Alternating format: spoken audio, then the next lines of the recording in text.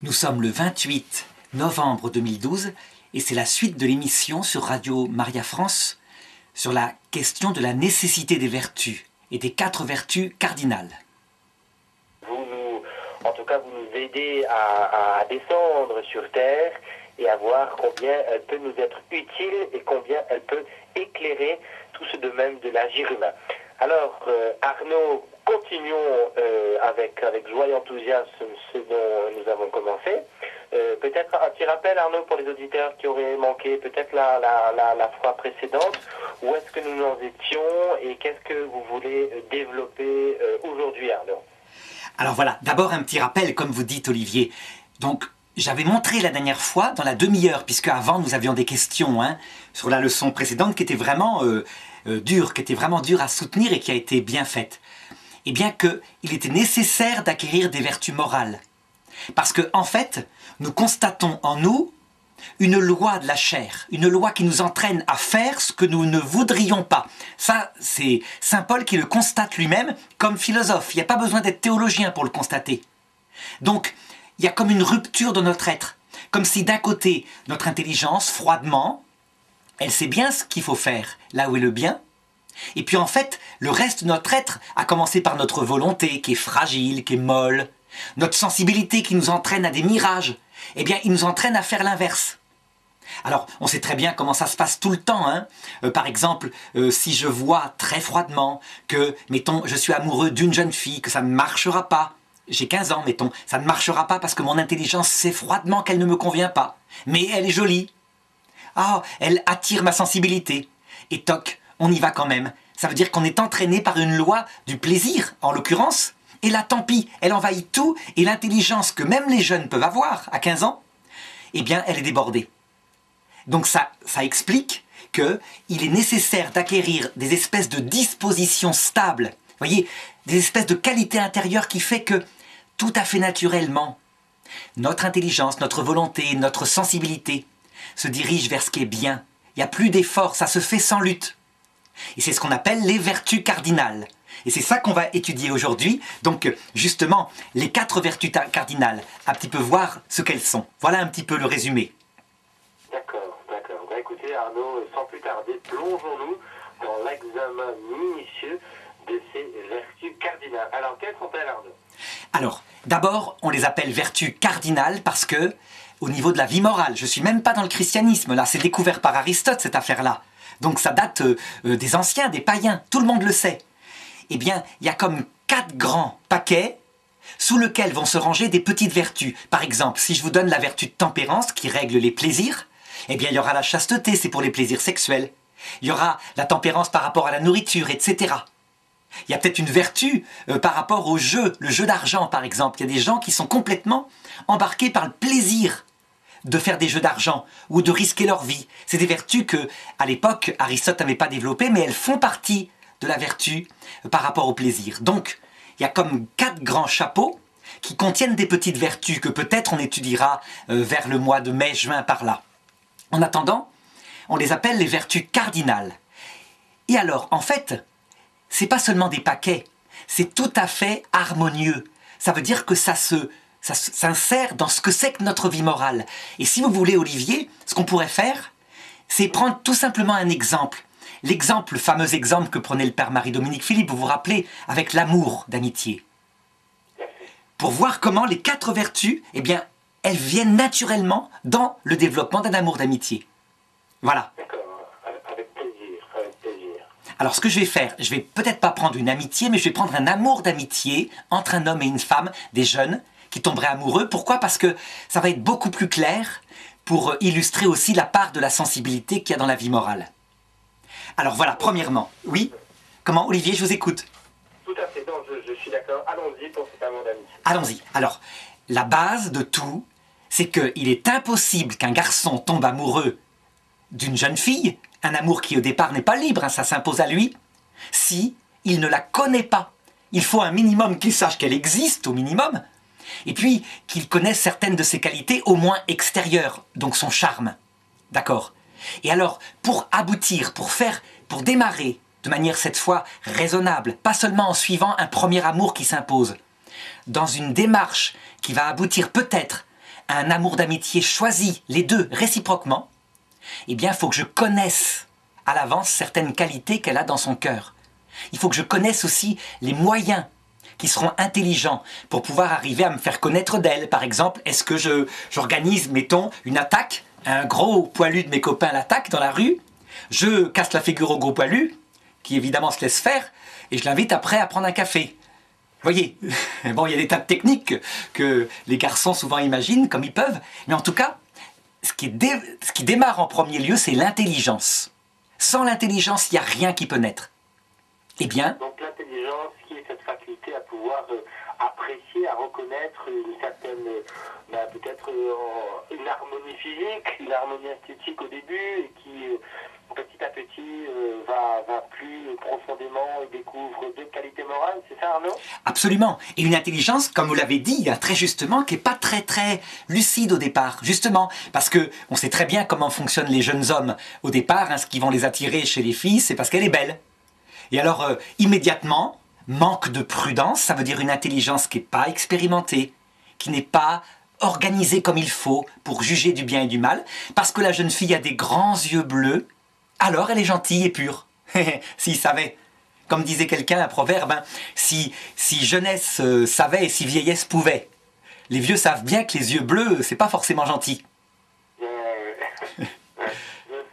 Voilà, alors là je peux, puisqu'on est dans le concret, vous raconter une anecdote qui illustre ça. Ça c'est arrivé à une de mes grandes tantes, qui m'a raconté que quand elle était jeune, donc vous voyez, inexpérimentée, donc son intelligence n'est pas prudente encore, 2 garçons la courtisaient, elle était fort jolie, comme toutes les jeunes filles d'ailleurs. Un grand blond, que toutes les filles admiraient, qui jouait de la guitare, et un petit brun, tout timide, frisé. Devinez qui elle a choisi?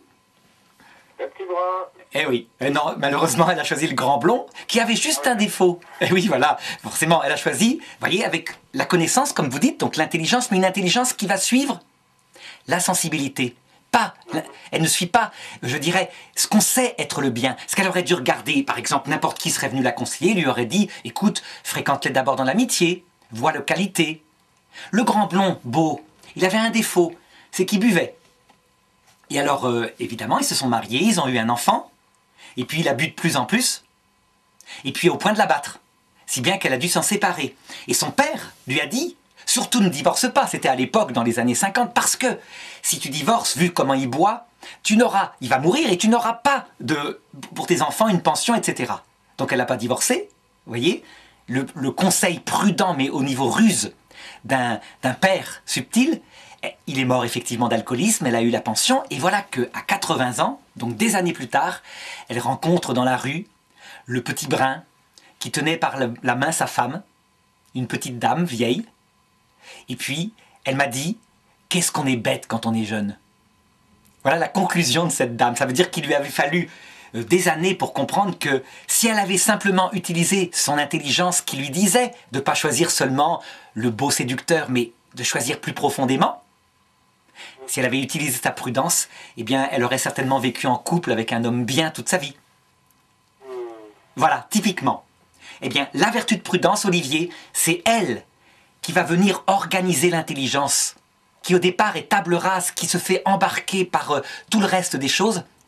Et donc on voit quelle est la vertu fondamentale, la vertu cardinale la plus importante, puisque l'intelligence c'est ce qui commence tout. D'accord. Donc la vertu de prudence est celle qui renforce l'intelligence pour que l'intelligence puisse opérer ce discernement par rapport aux choses, par rapport au bien et au mal, par rapport on va dire, qui puisse qualifier, qui puisse donner une valeur aux choses, c'est ça Arnaud? Absolument, voilà. Alors elle le fait, ça on l'avait bien vu, donc on n'insistera pas. Ça veut dire qu'à la prochaine rencontre, on ira directement à la vertu de justice, la deuxième. Parce que la première, c'est ce qu'on fait depuis le début de l'année. Elle est spéculative d'abord, parce que elle a analysé dans la jeunesse là où est une voie sans issue, là où il y a eu objectivement une voie avec issue. Par exemple, on l'avait dit, vous vous rappelez, mettre comme centre de sa vie l'argent, que l'argent comme but. Voie sans issue, dira la prudence, parce que notre être ne peut pas être comblé que par de l'argent. Mettre une personne humaine, la famille, c'est déjà mieux, mais ça ne suffit pas, dira notre prudence, parce que la mort va venir, la vieillesse. Mettre notre famille et en plus un petit sens de Dieu, l'idée qu'il existe et qu'il va nous accueillir de l'autre côté, c'est la prudence qui va dire que c'est ce qu'il y a de plus, je dirais, raisonnable pour être heureux sur Terre. Donc c'est spéculatif, ça. Et puis après, pratiquement... Oui, Olivier, je vous interrompais, allez-y. Non, j'acquiesçais vos dires. Oh, c'est bien, c'est vraiment gentil, mais alors là, insistez, vous avez vu comme je suis bavard. Ça veut dire, dès qu'il y a une question pratique, une objection, vous y allez. Vous êtes le représentant de nos auditeurs pour casser tout ce que je dis et faire sortir des choses mieux, s'il le faut. D'accord. Avec plaisir. Mais vous parlez tellement bien, donc malheureusement, je n'ai que des miettes à me mettre sous la dent pour pouvoir vous objecter des choses raisonnables. Donc, c'est très bien, ça veut dire que c'est du mieux. Oui, je comprends. C'est gentil, en tout cas. Et alors, vous voyez, vertu pratique, parce que la prudence dans le concret, en fonction de telle jeune fille particulière qui, on va se renseigner, a peut-être tel défaut, tel complexe, on va l'aborder de façon différente d'une autre. On va aussi... c'est la vertu de prudence qui dit que quand on s'engage envers une jeune fille, après avoir pris un temps de fiançailles pour la connaître, une fois qu'on s'engage, eh bien, la prudence dit on n'abandonne pas l'autre, etc., etc. Donc, vous voyez, c'est pratique aussi, c'est spéculatif et ça applique dans le concret. On était allé jusqu'à voir dans les leçons précédentes que, quelquefois, la prudence, elle ne peut pas choisir entre le bien et le bien, mais entre le bien et le moindre mal.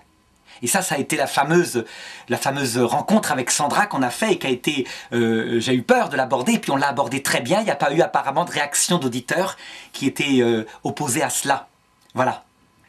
Donc, j'ai eu quelques auditeurs qui m'ont demandé votre adresse en Belgique, là, par ça, tout va bien. Ah ben, dites-leur que je suis marié, donc ma vertu de prudence fait que je ne quitterai pas ma femme parce que on sait ce qu'on a comme trésor, mais on ne sait pas ce qu'on trouve.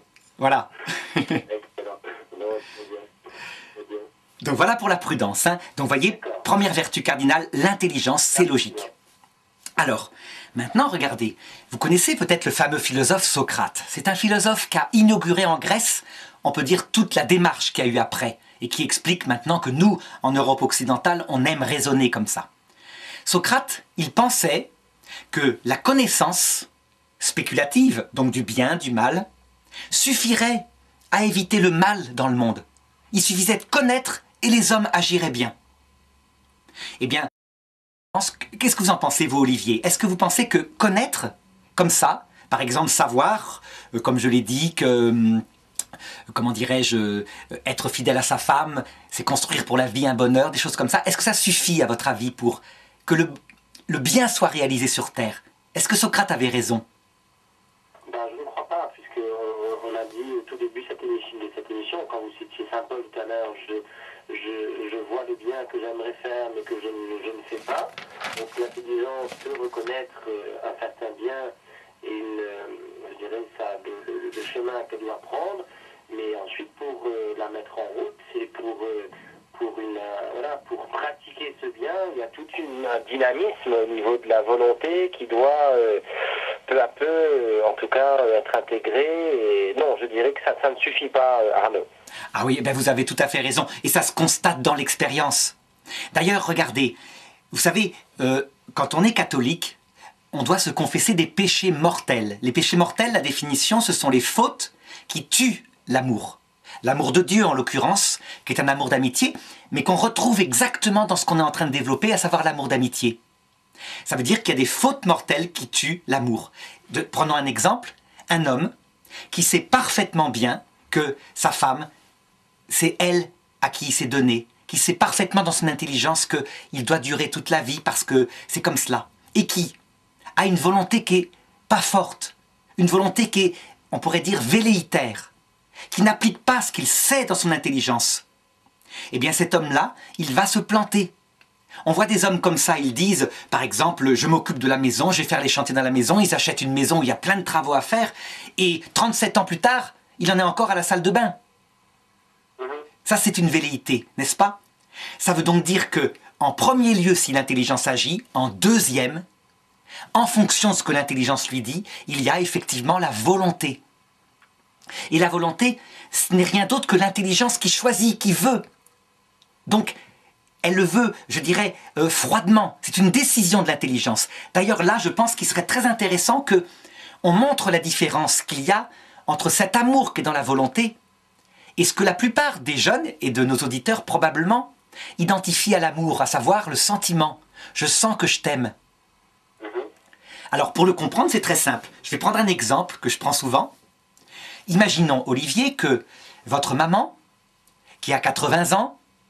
Ah, ma pauvre maman, 80 ans. Non, elle n'est pas là, hein. Voilà. Et oui, à 30 ans, donc qu'elle attende encore 50 ans, mais ça viendra. Elle aura bientôt 80 ans dans 50 ans. Et donc que votre maman est atteinte de la maladie d'Alzheimer. Et que c'est très très barbant d'aller la voir. C'est-à-dire qu'il n'y a aucun plaisir, elle raconte toujours les mêmes choses. Éventuellement, elle ne vous reconnaît pas. Elle est dans une institution. Donc vous n'avez pas envie, au niveau du plaisir, d'aller la voir. Vous seriez mieux avec votre famille, mais c'est votre maman. Est-ce que vous iriez la voir? Alors, selon l'attirance sensible et on va dire le bien apparent que j'en pourrais retirer, je dirais non, puisqu'il n'y a plus d'intérêt au niveau de l'échange, je dirais d'échange de paroles, etc., puisqu'elle ne se souviendrait même pas de moi dans votre exemple, mais il y a une raison plus profonde qui me pousserait à la voir, je dirais, qui est l'heure de la charité, et de continuer à porter par amour, bien au-delà de ma sensibilité, de ce que je peux en retirer à première vue, quelque chose qui est plus grand dans le don de soi, c'est-à-dire c'est un peu quelque chose de l'ordre de la gratuité. Absolument. Et vous savez ce que m'a répondu une jeune fille à qui je posais la question en classe l'autre jour pour lui expliquer ça? Elle m'a répondu, ben oui, j'irai la voir, c'est ma maman quand même. Ça veut dire qu'en fait, l'intelligence, elle le sait très bien. On lui doit, elle nous a porté quand nous étions alzheimeriens, c'est-à-dire que nous avions nos couches culottes de 0 à 6 mois, vous comprenez? C'est un peu ça, hein, finalement. On est alzheimeriens au début, ben, elle nous a changé, elle nous a éduqués, etc. Et donc, notre intelligence, donc la prudence, sait qu'on n'a pas le droit d'abandonner sa maman. Et notre volonté, elle applique la chose. Eh bien, la volonté qu'applique la chose indépendamment du plaisir, vous avez vu, le sentiment, il n'y en a pas. On n'a pas envie d'y aller, il n'y a pas de plaisir. Donc, c'est pas porté par le plaisir. Mais parce que c'est notre maman, donc en vertu de la vertu de justice, la justice, c'est-à-dire qu'on lui doit, elle nous a donné la vie, on lui doit l'amour qu'elle nous a donné, on y va. Alors évidemment, après on va gérer en prudence, ça veut dire qu'on va peut-être pas y passer 6 heures par jour, mais on va y aller par exemple 3 minutes par jour, tous les jours. On va trouver le rythme, de manière à ne pas s'épuiser, on connaît ses faiblesses, et on va y aller. Eh bien cette deuxième vertu, qui vient ordonner la volonté au bien, c'est la vertu de justice, tout simplement. La deuxième vertu cardinale, la voilà. D'accord, donc la vertu de justice soutient la volonté qui tend vers le bien pour accomplir le bien, c'est ça? Absolument. Alors on croit souvent que la vertu de justice, c'est juste, vous voyez, être juste avec les autres. Par exemple, vous avez, je sais pas, vous êtes responsable d'une entreprise, vous punissez un employé qui s'est mal comporté avec la même dureté qu'un autre qui a fait la même bêtise. Ou vous payez les femmes et les hommes de la même façon. C'est pas que ça. C'est beaucoup plus profond. Elle vient prendre les faiblesses de la volonté qui est molle, vous voyez, qui toute seule a du mal à agir, qui a besoin d'être portée par du plaisir, quoi, tout simplement. Elle vient la prendre au nom de l'honneur, au nom de la droiture que lui présente la prudence, et elle la fait agir comme il faut. Donc c'est la vertu de l'honneur, la vertu du devoir. Vous voyez, pas un devoir impératif catégorique, c'est un devoir qui vient de l'amour, quoi, donné par l'intelligence. Alors moi j'ai une question, on va prendre la même situation. Donc quelqu'un qui a sa mère qui est atteinte d'Alzheimer et qui est en institut, sauf que la maman en question ne s'est pas occupée de son enfant et ne l'a pas élevé, même s'ils se connaissent et qu'ils sont, on va dire, plus ou moins en lien par obligation administrative. Donc cette personne qui ne souhaiterait pas aller voir sa maman parce qu'elle ne s'est pas occupée de lui, parce qu'elle a été défaillante, est-ce que cette personne ne respecte pas donc la vertu de justice ou au contraire c'est légitime? Alors là, c'est encore l'intelligence qui va d'abord répondre en disant il y a une chose qu'on lui doit à sa maman, une chose, y compris quand elle ne s'est pas occupée de nous, on lui doit la vie. Elle a donné la vie. Et voyez, on dit toujours que l'adoration, au plan religieux, c'est une forme de la vertu de justice. Ça veut dire que Dieu, pour ceux qui ne le connaissent pas, mais qui savent qu'il existe, leur intelligence leur dit de l'adorer parce qu'ils leur doivent l'être, l'existence. Notre maman, on ne lui doit pas l'être, notre âme a été créée par Dieu, mais on lui doit la vie. C'est elle qui a porté 9 mois dans le ventre, etc. Eh bien, sous ce rapport-là, même s'il n'y a rien d'autre, la justice va dire, je rends au moins ce que je lui dois sous ce rapport-là, donc j'irai en reculant. Je ne peux pas lui donner d'amour parce qu'elle ne m'en a pas donné, donc sous ce rapport-là, il n'y a pas de justice à rendre, mais sous le rapport qu'elle m'a donné la vie, j'y vais. C'est pourquoi la Bible, elle dit qu'il y a un deuxième commandement qui dit « Tu honoreras ton père et ta mère afin de vivre longtemps ».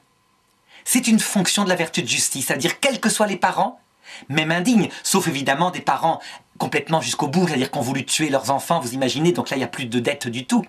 Mais quand il y a au moins le don de la vie, il y a une vertu de justice. Et voyez Sandra, on le voit très bien d'ailleurs chez des enfants adoptés. L'autre jour, une jeune fille d'une de mes classes a découvert, m'a-t-elle raconté, qui était sa mère. Sa vraie mère était une jeune femme qui, il y a 17 ans, avait 15 ans et qui n'a pas voulu avorter et qui a voulu donner une chance au bébé. Et donc, 17 ans plus tard, elle a eu la possibilité de la revoir. Eh bien, elle a décidé de lui rendre uniquement une chose, elle lui a donné la chance de vivre. Elle ne pouvait pas l'assumer, donc en plus elle lui en veut pas. Elle est très admirative, alors qu'elle aurait pu si facilement avorter. Voilà. La vertu de justice, elle reconnaît ce qu'on doit à ses parents sous ce rapport-là. D'accord. Donc, vertu de justice qui soutient la volonté pour accomplir le bien, c'est ça? Absolument. Alors là, je pourrais donner, Olivier, des tas d'exemples. Hein. Voyez par exemple dans l'Évangile, on voit très bien, quand Jésus prend la parabole, il dit, un homme avait 2 fils. Il leur dit, allez travailler au champ. Le premier dit, oui papa, j'y vais tout de suite. Et il n'y alla pas. Le second dit, non, pas question, je suis occupé. Et il y alla. Lequel des 2 a le plus aimé? Et il répond, le second. Parce qu'il a fait la volonté de mon Père. Eh bien, c'est la vertu de justice qui... Elle n'est pas sentimentale, la vertu de justice. Elle fait ce qu'elle doit. Donc on voit ces pères, par exemple, c'est très fréquent chez des pères. Un gars qui parle pas, il dit rien à table. Toute sa vie, il bosse pour que ses enfants, sa femme ne manquent de rien. Et puis un jour, il meurt. Eh bien, en justice, les enfants disent « Notre papa, il nous a aimés comme ça. » Voilà, c'est une vertu de la volonté. Alors, ça va pour ça? Avez-vous d'autres questions sur la vertu de justice? Non, c'est très clair. Non, en tout cas, non, c'est très clair. Voilà, on la verra la prochaine fois de toute façon, hein, et on verra après ces actes, on verra des tas d'exemples comme d'habitude, et ça la mettra bien en place. Alors ensuite, regardez, je reprends mon exemple du début, donc un jeune homme qui tombe amoureux d'une jeune fille, il prend les moyens dans son intelligence pour la séduire, il sait que ça va marcher, et ensuite il s'engage avec elle dans une voie de fiançailles, et donc dans sa justice, il la largue pas comme ça. Vraiment. Il a donné sa parole, c'est pas une parole pour vivre encore toute la vie ensemble, c'est une parole pour voir ensemble si on est fait l'un pour l'autre. Et il va constater, au bout d'à peu près, je dirais pour les jeunes, donc de disons 18 ans, disons 1 an, que au début, tout allait bien, il était porté par un plaisir absolu qu'on ressent au niveau du plexus solaire, de la voir à chaque fois, des papillons dans les yeux. Et puis au bout d'1 an, tout d'un coup, ce plaisir, il baisse un peu. Au point que les psychologues disent c'est maximum 3 ans l'amour, parce qu'eux, ils parlent de ce plaisir sentimental qu'ils identifient à l'amour. Et alors, là, vous constatez que il y a 2 sortes de jeunes, et même de plus vieux. Il y a ceux qui disent « Ah, c'est que je l'aime plus », donc ils n'insistent pas, ils s'en vont. Et puis il y a ceux qui disent « Ce sentiment amoureux, faut être lucide. Il est absolument impossible ou très rare qu'il dure intact comme ça toute la vie. Au bout d'un certain temps, il y a le quotidien. Et donc, normalement, il va y avoir des moments sentimentaux qui vont arriver, mais pas tout le temps, tout le temps. Et donc, ils restent. Et vous constatez qu'ils se le disent avec leur intelligence d'abord. Donc, la vertu de prudence, elle est toujours à la tête de l'histoire. Je dirais qu'une jeune fille qui n'est pas au courant de ça, qui ne sait pas que le sentiment va baisser, donc son intelligence n'est pas éclairée, eh ben, elle a 2 fois plus de chances de craquer, de divorcer, de se séparer au milieu des fiançailles. Tandis que quand elle sait que ça va être comme ça, qui a une nuit des sens, comme disait Sainte Thérèse d'Avila, eh bien, elle est prévenue. Cependant, maintenant, regardez, Olivier. Imaginons que vous avez donc 22 ans. Non, je plaisante, hein. Vraiment, Olivier, c'est pour... voilà. Vous pouvez donner votre âge à l'antenne, hein. Peut-être que ça sera très intéressant. Moi, j'en ai 47, vous vous rendez compte, je suis un vieux. Enfin, non. Dites pas ça à nos auditeurs. 11 ans de moins que vous, Arnaud. Ah oui, oui, vous approchez quand même aussi de la retraite, donc ça va. Imaginons, Olivier, que quand vous aviez 20 ans, vous ayez été fiancé à celle qui va devenir votre femme et que vous n'ayez plus eu aucun sentiment pour elle. Aucun. Donc il reste l'intelligence qui vous dit qu'elle est une fille bien, votre volonté qui est pleine d'honneur, elle est tenue par la vertu de justice, mais vous n'éprouvez plus aucun sentiment, rien, et même peut-être même une répulsion. Est-ce que vous restez? Oui, Arnaud. Eh ben non, faut pas rester. À 20 ans, je dis quand vous êtes fiancé, s'il n'y a plus aucun sentiment, maintenant c'est différent, vous avez vu, on est... Quand on était mariés. Ah non, non, maintenant, là, vous avez 36 ans, ça va. Ah oui, c'est pas pareil du tout. Mais exactement, nous, à notre âge, regardez, on a des moments sentimentaux, on n'en a pas normalement, ou très rarement, comme au tout début des fiançailles, mais il y en a par moment. On ne peut pas dire qu'il n'y a aucun sentiment, mais en tout cas, s'il n'y avait plus aucun sentiment, soit parce que notre conjoint s'est révélé pas bien, pas gentille, soit parce qu'elle est malade, soit parce que, enfin, pour plusieurs raisons, eh bien, effectivement, on reste. On ne gère plus à nos âges l'amour uniquement sur la côté sentimental. On peut dire qu'on a acquis une vertu de tempérance. On sait mettre à sa place le sentiment. Or, on aime bien le sentiment. Mais à un moment donné, quand on a passé les trucs, quand on était fleur bleue, la nuit des sens, vous voyez, 5-10 ans de mariage qu'on a tenu, je dirais que le sentiment même, on s'en passe, on ne veut par moment, mais pas comme au début, parce que, vous savez bien, quand il y a plein de sentiments brûlants au début, il y a aussi souvent, le lendemain, le coup de barre, quoi. C'est-à-dire, vous voyez, c'est souvent en vague, quoi. C'est le haut et les bas. Alors que là, c'est beaucoup plus quotidien, c'est plus stable, c'est plus solide. Et du coup, on aime davantage. Eh bien voilà. Ça veut dire, Olivier, que vous avez bien répondu. En fait, vous avez la vertu de tempérance par rapport à ces sentiments. D'accord. Et alors, quand ça se fait avec plaisir, c'est-à-dire que vous n'avez pas de nostalgie, que vraiment, c'est le quotidien et c'est merveilleux. Et quand les moments sentimentaux arrivent, ben, c'est encore plus merveilleux. Et quand ils ne sont pas là, eh ben, c'est merveilleux. Ça veut dire que la vertu est acquise. Ça, on va le voir tout à l'heure. Hein. Le signe que la vertu est acquise, c'est le plaisir à agir comme ça. Alors que quand ce sont des jeunes, mettons 17-18 ans, et qu'au bout d'un an, il n'y a plus de sentiments du tout, jamais, pas même pas des moments sentimentaux. Quand il y a des moments sentimentaux, moi je leur dis, mais non, ça c'est normal. Mais quand il n'y a plus rien, et même de la répulsion, eh bien, là je pense que ça va trop loin. Ils ne sont pas des anges. Je veux dire par là que on ne peut pas aimer que de volonté. Il y a besoin d'un minimum de plaisir. Nous sommes des êtres humains. Alors, sauf évidemment pour les personnes qui, désespérées, n'ayant jamais rencontré de garçon ou de fille, finissent par passer par un mariage de raison. Alors là, ils peuvent très bien choisir un projet, ensemble. Il y a un minimum d'attraction vers l'autre, quand même. Je ne pense pas que s'il y avait répulsion, ça serait possible. Il y a un minimum, mais ils s'en contentent et c'est quelquefois les mariages les plus solides au niveau de la prudence et de la justice. Mais évidemment, c'est moins romantique. On a moins de souvenirs ensemble, on se tenait par la main. Tu te rappelles, chérie, quand je t'embrassais dans le coin et que nos parents étaient plus loin et qu'ils ne voyaient pas ça, hein, tous ces souvenirs que tous les jeunes ont de cet humus qui fait l'amour entre un homme et une femme au départ. Voilà. Monsieur. Donc ça, c'est la vertu de tempérance, c'est ça? Voilà. Vous avez évoqué ce mot tempérance, c'est ça, hein? Donc la vertu de tempérance, c'est cette vertu qui va, je dirais, conquérir, mettre au service de l'amour, notre concupiscible, ça veut dire nos passions animales qui cherchent le plaisir. Quand je dis animal, c'est pas méprisant, hein. Ça veut dire qu'elles sont communes avec les animaux, que les animaux, ils ont des sentiments, les animaux supérieurs, ils ont du plaisir à être ensemble, etc. Eh bien, quand, à cause de la prudence, de la justice, on arrive à contrôler cette chose sentimentale qui est en nous, mais aussi le plaisir sexuel, eh bien, on a acquis les différentes formes de la vertu de tempérance. Je dirais que pour les hommes, il faut être carré. Souvent, c'est une tempérance qui est plus à travailler du côté de la sexualité. Pour les femmes, c'est du côté des désirs romantiques et sentimentaux. Voilà. Oui, d'accord, d'accord.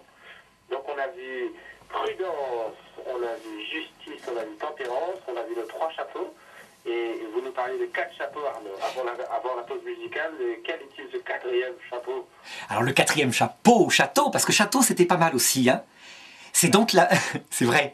Alors reprenons notre analogie de l'amour d'amitié. Alors regardons, j'aime donc cette jeune fille, je l'ai choisie, j'ai du plaisir avec elle, à être avec elle, mais le plaisir à un moment donné se tasse, ce qui fait que j'ai moins de zèle à y aller. Et malgré tout, ma volonté me dit, tu l'as choisie, tu peux pas l'abandonner comme ça, donc tu y vas. Eh bien, il faut que se mettre au service de cet amour que je suis en train de construire, des passions, de conquête, qui continuent, par exemple, mettons, elle fait de la danse classique, moi je préfère le football américain, mais au début j'allais la voir à la danse classique.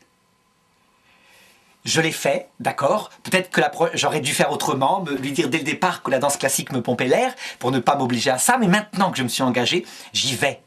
Parce que elle doit voir que je l'aime, c'est moins facile, mais j'y vais. Donc je prends en main ce qu'on appelle les passions de conquête, qui sont l'audace, l'espoir, mais aussi le découragement, le désespoir, la colère, et je les mets au service de l'amour. Et ça, cette vertu qui le fait, s'appelle la vertu de force. C'est la 4e vertu cardinale. Voilà, son rôle, prendre l'irascible, donc les passions de conquête, et les mettre au service de l'amour. D'accord, d'accord. Alors peut-être qu'on pourrait trouver des exemples de ça, ça pourrait être intéressant peut-être pour illustrer, mais là je n'en ai pas en tête, peut-être que vous en avez un, attendez, je réfléchis, comme quoi il faut bien les préparer avant, hein. Ouais. Les exemples, il faudrait que j'en trouve un. Tout simplement, je le vois tous les jours en fait chez les jeunes dont je m'occupe, hein. Vous voyez, tempérance, force, c'est quand même unifié, donc ils n'ont plus tellement de plaisir à être avec leurs copines, et du coup, ils n'ont plus non plus tellement de zèle à passer du temps avec elles. Ça veut dire que leur plaisir, c'est ça qu'ils cherchent. Donc ils manquent de tempérance, à un moment donné. Et du coup, leur force, il n'y en a pas. Parce que comme leur but, c'est le plaisir et qu'il n'y en a plus, ben la force n'est pas là. Ça veut dire aussi que la justice est fragile. Ça veut dire que leur engagement, il était sûrement fondé sur la recherche du plaisir et non pas de la personne de l'autre. Et que leur prudence, elle n'est pas du tout structurée. Ils sont absolument pas lucides sur eux. Ils aiment non pas l'amour, ils aiment non pas cette jeune fille, mais ils aiment le plaisir d'être avec une jeune fille qui a fait battre leur cœur un certain temps. Voilà des exemples typiques. D'accord. Alors Arnaud, on va s'arrêter sur cet exemple en faisant une courte pause musicale. Ah, très bien. Vous pouvez poser votre question. Oui, bonjour. Voilà, je voulais vous demander, est-ce que les vertus, ce sont des dons gratuits, innés, ou alors il faut faire des efforts, il faut les rechercher, se battre pour les acquérir? Parce que ce que vous avez dit au tout début, c'est-à-dire que pour faire le choix entre un jeune homme blond ou brun, pour ne pas se tromper, voilà, moi j'ai vécu un petit peu ça, et je me méfiais des personnes très sûres d'elles, très belles physiquement, quoi. Et je crois que je ne me suis pas trompée, trop de choix. Alors je voulais vous demander, est-ce que c'est un don gratuit, est-ce que c'est inné, voilà. Alors je répondrai que non, ce n'est pas un don gratuit, que ça s'acquiert, mais que ça s'acquiert par l'expérience. Ça veut dire, voyez, un petit peu ce que je pourrais vous répondre. Si on pose la question par rapport à des jeunes, est-ce qu'il est bon que, avant de se marier, ils aient eu au moins une fois dans leur vie une petite aventure sentimentale, qui n'aille pas plus loin, mais sentimentale, et éventuellement un échec? Eh bien, je dirais que c'est pas obligatoire, mais que quelquefois, cette expérience est plus utile que les conseils des vieux, parce qu'il y a 2 manières d'acquérir la vertu de prudence. Donc, cette intelligence que vous avez eue, vous, en regardant bien, en vous méfiant de quelqu'un de trop séduisant et en prenant le temps de regarder ses qualités. Il y a soit on écoute ce que les vieux ont vécu et qu'ils racontent aux jeunes, mais ça, les jeunes, en tout cas en mai 68, ils voulaient plus le faire, ils avaient raison à l'avance. Soit de l'expérimenter. La première méthode, écouter les vieux, c'est beaucoup plus efficace, ça fait moins souffrir. C'est beaucoup moins efficace, mais ça fait moins souffrir. La deuxième méthode, l'expérience, c'est beaucoup plus efficace parce qu'on s'est brûlé les ailes. Mais ça fait souffrir. Et donc parfois, il y a des gens qui ont eu cet échec et qui ne s'en remettent pas. Donc il ne faut pas non plus être trop sensible. Alors, voyez, les vertus que vous dites qui sont un don, ce ne sont pas ces vertus-là Là, ce sont des vertus morales dont je vous parle. Vous, vous entendez ce qu'on appelle les vertus théologales et les dons du Saint-Esprit que l'on étudiera à un moment donné au cours de l'année. Par exemple, la foi. Oui, je vous écoute. Vous vouliez dire quelque chose? Non, pas du tout, je vous écoute. Oui. Oui, la foi, par exemple. Je ne sais pas si vous avez eu un moment dans votre vie où vous n'étiez pas croyante. Vous avez toujours été croyante. Pas toujours, non, pas toujours. C'était un peu déformé aussi, quoi, hein. C'était une croyance un peu déformée, quoi. Voilà. Mais malgré tout, regardez. Imaginez que je vous dise maintenant que la vraie foi, c'est qu'il y a un Père Noël. Il y a un Père Noël qui va descendre sur terre, etc. Est-ce que vous pourriez vous forcer à croire dans ce que je vous prêche? Non, vous auriez beau vous dire, d'accord, je décide aujourd'hui avec ma volonté d'y croire, vous n'y arriverez pas. Donc la foi, il faut un don de Dieu. En l'occurrence, si c'était vraiment un Père Noël qui descendait du ciel, il faudrait que le Père Noël vous donne la foi par sa présence, je ne sais pas quoi. Mais c'est pareil pour Jésus. Jésus, lui, il est réel et il donne la foi. On dit que la foi est un don de Dieu. Donc on a beau se bagarrer, des personnes qui ne sont pas chrétiennes, des musulmans par exemple, pour se dire, je veux croire que Jésus est Dieu, ils n'y arrivent pas tant qu'il n'y a pas eu un don de Dieu. Alors que les vertus morales, elles s'acquièrent véritablement. Et plus on a d'expérience, plus on les a. Vous voyez, normalement, une personne de nos âges, moi j'ai 47 ans, comme je vous disais, à force d'avoir roulé ma bosse, d'avoir vu des choses chez moi, chez les autres, etc., eh bien, elles finissent par venir. Au point de vue de la prudence, en tout cas, on peut dire que je connais plus de choses que quand j'avais 18 ans, évidemment. Écoutez, je vous remercie. Donc, je vais continuer à faire attention, à avoir des expériences. Mais c'est vrai que quand on a des échecs, ça nous permet, quand on est un peu blessé, on est plus prudent, ça c'est sûr. Ah oui. Et bien alors, vous voyez, il y a aussi les lectures. Il y a les lectures, il y a, comment dirais-je, même quand on regarde des bons films qui sont pas idéalistes, vous voyez, il y a certains films où c'est vraiment n'importe quoi, ils se rencontrent, et puis 3 heures plus tard, ils sont déjà mariés. Bon, on voit bien, là, justement, c'est des films qui déforment la prudence. On peut vraiment déformer la prudence en se mettant à croire en des histoires comme ça, fleur bleue. Mais avec de l'expérience et en regardant des bons films, des bons écrits, etc., on l'acquiert, l'expérience. On acquiert ses vertus morales. Et donc, je voulais confirmer ce que vous venez de dire, que effectivement, c'est par l'expérience qu'on les acquiert, parce que j'avais eu des échecs amoureux. Et c'est vrai qu'après, j'étais beaucoup plus prudente, plus raisonnable, quoi. Je ne me fais pas emporter par les sentiments. Voilà. Et alors, vous avez remarqué aussi ce qui est... Je viens de me rendre compte, oui, que j'avais eu quelques échecs mémorables, et donc ça m'avait rendu plus prudente. Et non seulement ça, mais regardez aussi ce que vous avez réussi à faire. C'est que non seulement vous avez été plus prudente, donc vous avez pris le temps de rencontrer, de vivre des fiançailles avant de vous mettre dans le mariage, mais en plus, votre prudence ne vous a pas dégoûté des hommes. Parce que, en fait, l'imprudence, elle peut être dans 2 excès. Soit parce qu'on est complètement fleur bleue, ça ce sont les jeunes filles, soit parce que, ayant eu plusieurs échecs, on n'y croit plus. On dit que tous les hommes sont des salauds, etc. Enfin, vous voyez ce qu'on peut imaginer. Dans les 2 cas, c'est un manque de prudence dans les 2 cas. D'accord. Ben, effectivement, j'ai balancé un peu entre les deux. Hein. Oui.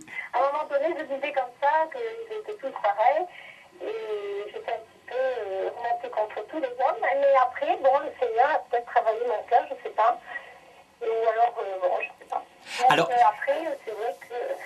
Je pense que le Seigneur travaille vraiment le cœur. Il aide, hein, évidemment, il nous connaît. Il ne fait pas que nous laisser à notre expérience. Mais il faut vraiment avoir en tête aussi, surtout pour nos jeunes, qu'il y a une démarche morale qui doit être faite par eux. Ça veut dire qu'ils doivent aussi devenir adultes. Que le Seigneur, parfois, donne des signes quand il faut s'engager, mais qu'il préfère quand, avec notre prudence, en jugeant du bien et du mal, on arrive à se diriger comme des adultes. Le but de la vie chrétienne, c'est qu'il nous veut hommes et femmes, collaborateurs, amis, etc. Donc voilà pourquoi quelqu'un comme saint Ignace disait « Tu pries parce que Dieu fait tout, mais tu agis comme si Dieu ne faisait rien. » Voilà, ça c'est la prudence, c'est le fondateur des jésuites, hein, c'est pour ça. On n'a pas entendu votre citation, Arnaud, si vous pouvez la redire, Arnaud. Parce qu'on a Alors, ah oui. Citation de saint Ignace. Donc saint Ignace disait, et ça c'est la prudence des chrétiens, tu pries parce que Dieu fait tout. Hein? Première partie. Deuxième partie, tu agis comme si Dieu ne faisait rien. Ça veut dire concrètement, regardez, prenons ce dont vous me parliez. Vous me disiez avoir rencontré l'amour, etc. Donc, il est vrai qu'il faut prier parce que c'est Dieu qui va jouer sur les hasards avec les anges gardiens pour nous faire rencontrer l'homme qu'il nous faut. Et éventuellement nous faire rencontrer au début l'homme qu'il ne nous faut pas. Histoire justement de nous faire grandir. Mais, tu agis comme si Dieu ne faisait rien, ça veut dire qu'à un moment donné, on prend les moyens. On se confronte à un temps de fiançailles. On ne se met pas en ménage au bout de 15 jours. Non, on attend que la passion soit tombée. On est prudent. Puis quand on s'est engagé en connaissant les défauts de l'autre, on tient, on est juste. C'est la justice, etc., etc. D'accord. C'est bien, je vous remercie beaucoup. Merci à vous. Merci. À bientôt. Merci, Au revoir, madame. Alors, je rappelle à nos auditeurs, s'ils veulent venir poser grand saut dans le temps, et que vous verrez ça, enfin nous verrons tout cela ensemble, peut-être au printemps prochain, quand nous évoquerons les vertus et peut-être même les dons du Saint-Esprit. Donc on a bien vu qu'il y avait 4 vertus cardinales: la prudence, la justice, la tempérance et la force. Et en vous écoutant dialoguer avec notre auditrice, cette question me venait en tête. Est-ce que finalement la grâce de Dieu, c'est-à-dire les vertus théologales ou les dons du Saint-Esprit, peuvent venir influencer les vertus cardinales? Ok, nous acquérons nos vertus cardinales par l'expérience, comme dit Aristote, l'habitude est une seconde nature. D'accord, donc c'est dans l'exercice, dans la pratique que nous devenons tempérants, que nous devenons forts, que nous devenons justes et prudents. Mais est-ce que la vie de la grâce en nous peut faire, je dirais, aller plus vite ce processus? Quelle incidence la vie de la grâce ou les dons du Saint-Esprit ou les vertus théologales peuvent... quels sont les liens finalement de ces vertus cardinales et vertus théologales, Arnaud? Alors en fait, les vertus théologales, elles viennent tout d'un coup donner une vie morale avec un être surnaturel, un être qui n'est pas accessible normalement et qui devient notre ami, à savoir Dieu dans sa vie trinitaire. Et à cause de Dieu envers le prochain. Donc voyez, c'est un fonctionnement d'amour, d'amitié qu'elle va permettre, la vie théologale. On commence par le connaître, exactement comme tout à l'heure, je vous avais dit, pour la jeune fille, il faut d'abord la connaître avant de pouvoir l'aimer. Puis, on tombe amoureux, on entre dans un amour d'amitié avec Dieu, exactement comme tout à l'heure pour la jeune fille, on entre dans un amour réciproque avec elle si elle l'accepte. Et ensuite, on entre dans une démarche où il va falloir tenir toute une vie. Eh bien, avec une jeune fille, c'est pareil, on s'engage toute une vie. Eh bien, vous remarquerez que la grâce fonctionne exactement comme la nature. Toute la pensée de Sainte Thérèse d'Avila, vous savez, sur le château intérieur, eh bien, c'est exactement ce qu'on vit, ce que vivent tous les gens dans le mariage. Un mariage où on serait tombé amoureux. Regardez, au départ, donc vous tombez amoureux de votre jolie jeune fille aux yeux bleus. Et pendant 3 ans, porté par ce sentiment brûlant, vous êtes dans les papillons. Voilà, c'est merveilleux. Et puis au bout de 3 ans, voilà qu'arrive ce qu'appelle Sainte Thérèse d'Avila pour Dieu, la nuit des sens. Ça veut dire que tout d'un coup, les sentiments baissent. Eh bien, c'est ce qu'elle décrit. Et ça se passe avec Dieu. Sauf que, lorsque c'est avec Dieu, comme il n'est pas visible, qu'on ne peut pas avoir de scène de ménage avec lui, eh bien, c'est quelquefois plus rapide. Seulement, vous constaterez que chez les charismatiques, il y en a qui passent leur temps à essayer de retrouver ce sentiment amoureux. Ils ne veulent pas le perdre. Ils se disent que s'ils perdent ce sentiment amoureux qu'ils avaient au départ, c'est qu'ils n'aiment plus Dieu. Exactement comme des jeunes couples qui seraient là en train d'essayer de retrouver absolument ce qu'ils avaient au tout début. Alors que c'est pas vrai. Le sentiment amoureux, il va partir. La nuit des sens va arriver. Donc voyez...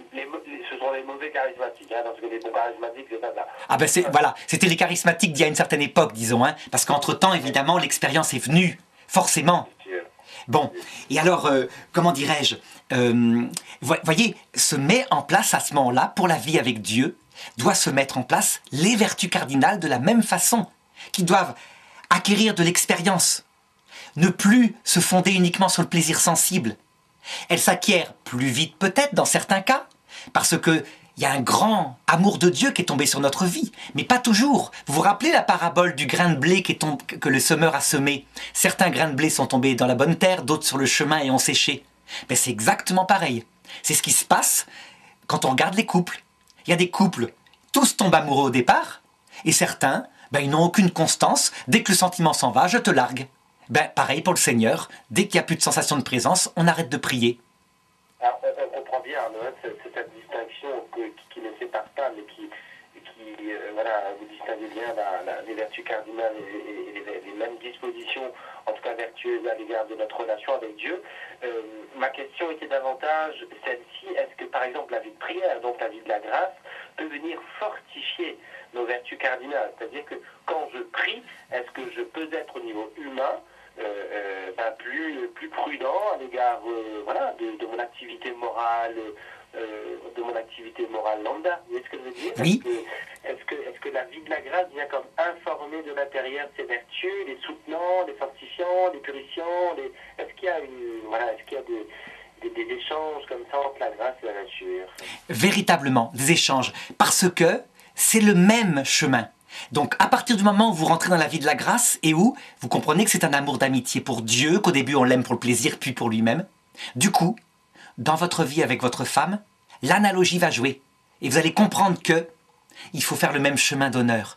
À cause de Dieu, qui vous dit que le premier commandement qu'il vous donne, c'est d'être fidèle à votre femme, vous repartez dans les efforts par rapport à votre femme. Si votre couple était un peu, comment dirais-je, en fin de course, à cause de la conversion, on recommence. Il y a vraiment une co-fécondation des deux. Mais en comprenant bien que les personnes qui disent tout le temps « Dieu m'a aidé à sauver mon couple », ils ont raison. Mais à condition d'ajouter, il faut aussi s'aider soi-même. Ça veut dire que la grâce ne remplacera pas les efforts de volonté d'acquisition des vertus morales dont je parlais tout de suite à votre auditrice. Donc il y a toujours une coopération entre la nature qui est de notre ressort finalement, des efforts que nous pouvons produire, et la grâce de Dieu qui, voyant notre volonté, en tout cas vouloir cheminer dans ces efforts, vient nous aider, et là même faire des miracles, quoi. Donc oui. C'est toujours quand on se met en chemin et en route que Dieu vient, je dirais, parfaire et perfectionner cette nature humaine et ces chemins que nous prenons. C'est bien ça? Absolument. Seulement regardez bien, au bout d'un certain temps, les vieux chrétiens qui sont chrétiens depuis longtemps, moi c'est depuis l'âge de 13 ans, vous voyez, ça fait donc longtemps, hein, ça fait 35 ans si je calcule, enfin un truc comme ça. Non, c'est vrai. Eh bien, on a les mêmes épreuves par rapport à Dieu que peut avoir un vieux couple. Ça veut dire qu'il faut se lever, il faut faire des efforts d'amour, etc. Donc, c'est pour ça que les moines sont les meilleurs conseillers conjugaux. Souvent, des couples vont voir les moines alors qu'ils pourraient dire « mais ils connaissent rien, ils n'ont pas de vie sexuelle, ils n'ont pas de femme, etc. » Ce sont les meilleurs conseillers conjugaux parce que la vie avec Dieu est exactement pareille. Les moines, ce sont des bonhommes. Donc, vous savez ce qu'ils font quand ils s'ennuient à la prière? Ben, comme les bonhommes avec leurs femmes. Ils se donnent à leur boulot. Donc, vous avez plein de moines contemplatifs qui sont des superbes éleveurs d'abeilles. Des fabricants de fromage. C'est exactement la même chose. Voilà. Ils ont réussi à fuir l'épreuve de la vie du couple avec Dieu dans leur boulot. Et vous avez des moniales, elles, qui souffrent énormément, comme dans les couples, à savoir, ça fait 10 ans que je n'ai jamais plus ressenti de Jésus, etc. Donc, des épreuves de femmes. C'est caricatural un petit peu, je force un peu la chose. On sait bien que tout n'est pas aussi clair que ça, mais n'empêche que la grâce suit la nature. Et donc elle aide quand il y a une conversion, elle met les choses en place. En plus, elle donne un sens de l'éternité, ce qui fait que, comment dirais-je, on sait que ça vaut le coup d'aimer sa femme moralement, parce qu'on se retrouve de l'autre côté. Et en plus, mais malgré tout, il y a le même cheminement avec les efforts à faire à un moment donné, etc. Bien sûr. Donc faisons tout ce qui est à notre pouvoir, et Dieu nous aidera, et même fera l'impossible, s'il le veut, pour notre plus grand bien. Voilà, je redis le proverbe qui résume tout. Oui. Tu pries parce que Dieu fait tout, et tu agis comme s'il ne faisait rien. Saint Ignace de Loyola, fondateur des Jésuites, et non pas des patrons des coiffeurs. Voilà. Et Marc Robin qui disait « Fais tout ton possible et Dieu fera l'impossible ». Voilà, absolument. Voilà. Alors, Arnaud, donc on a vu que ces vertus, donc, elles s'acquéraient par l'exercice, finalement. Oui. Je répète cette belle phrase d'Aristote, l'habitude est une seconde nature. Et là, j'ai une question qui me vient à l'esprit. Finalement, peut-on, puisque vous avez distingué 4 vertus cardinales, peut-on finalement avoir une vertu et pas l'autre? Est-ce qu'elles sont solidaires entre elles? Est-ce qu'elles sont connexes? Voilà, comment est-ce que ça se passe là? Eh bien, je crois qu'on ne peut pas avoir une vertu sans l'autre. Les 4 vertus cardinales existent ensemble. Et ça, on le voit bien, puisque au départ, je vous ai montré que la vie morale, elle était harmonieuse. L'intelligence, la volonté, la sensibilité, tout ça, ça coopère pour le bien. Vous allez comprendre, je vais prendre un exemple très simple. Prenez un homme qui est prudent au niveau de l'intelligence, vous voyez. Il sait très bien quel est le bien, le mal, il sait très bien qu'il faut rester fidèle à sa femme. Il a, je dirais, une volonté qui est prise par une vertu de justice, donc ça va. Et puis, il n'a aucune tempérance. Ça veut dire qu'il ne se contrôle pas sexuellement et il trompe sa femme sans arrêt avec des prostituées. Eh bien, cet homme, en conséquence, n'est pas prudent. Il n'a pas la tempérance, donc il n'a pas la prudence. Parce que s'il avait la prudence, qui est l'intelligence qui agit efficacement, alors il n'irait pas voir des prostituées et mettre en danger son couple avec une trahison grave par rapport à l'amour de sa femme. Il n'a pas non plus la justice, puisqu'il fait une injustice grave envers sa femme. Il lui a promis de lui réserver l'amour sexuel et il va le vendre, ou plutôt l'acheter dans des magasins. Il n'a pas non plus la force, puisque, comment dirais-je, son irascible se met au service de choses qui ne sont pas sa finalité. Conclusion, impossible d'avoir une vertu et de ne pas avoir du tout l'autre. C'est les 4 ensemble, sauf que regardez, Olivier, elles ne sont pas forcément acquises en perfection. On les acquiert petit à petit, elles grandissent. Bien sûr, bien sûr. Donc, est-ce qu'on peut dire qu'il y a une certaine disposition au bien dans la nature humaine, qu'elle prend divers visages, comme diverses facettes de diamant, donc ce seraient les différentes vertus cardinales, et qu'elles sont solidaires les unes les autres de par cette appartenance à cette disposition au bien que nous avons en nous, et nous pouvons y travailler sur chacune de ces facettes à notre gré dans l'exercice, et voilà. Est-ce que ce serait juste de dire ça? C'est tout à fait cela, avec quand même une petite remarque que vous avez faite qui permet, si notre auditrice est toujours à l'écoute, vous savez, vous avez parlé d'une disposition au bien. Oui. Ce que saint Thomas d'Aquin appelle la syndérèse. Ça veut dire que notre volonté est orientée vers le bien naturellement. Eh bien la syndérèse, je vais expliquer ce que c'est après, ça pour le coup elle n'est pas acquise, elle est donnée dès la naissance. Regardez, c'est très simple à comprendre. Si je vous montre un film horrible où un injuste tue un innocent, tout le public qui sera là sera scandalisé. Il n'y a pas à chercher. Je ne dirais pas, on va pas voir tout d'un coup un Adolf Hitler qui va se mettre à ricaner. Même Adolf Hitler, devant un film comme ça, il va se scandaliser. Oui, mais à ce moment-là, moi je peux vous dire, c'est parce qu'on a été éduqués, c'est parce que nous avons la culture...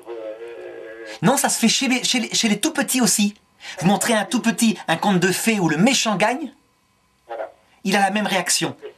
C'est intéressant. Donc on a une certaine tendance au bien, une certaine, Voilà. Donc, appétit vers le bien naturel que saint Thomas d'Aquin appelle, redit, parce que la syndérèse, S-Y-N, donc peu importe le nom, mais en tout cas notre volonté n'est pas table rase.